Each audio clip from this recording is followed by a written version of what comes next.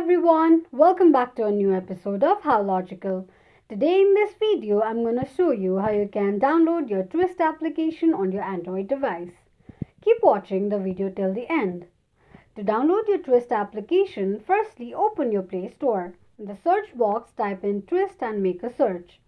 The search results will be displayed on the screen. Click on Install button and download the application.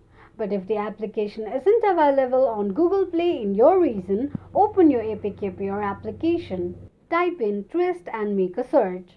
The search results will be displayed on the screen. Click on Download or Install on the bottom of the page. It will start the downloading process. While downloading the application, make sure that you're connected to a strong internet. After downloading the application, click on Install button. Tap on Open button to launch the application. Open the application and that is how you'll be able to download your Truist application on your Android device quickly and easily just in few steps.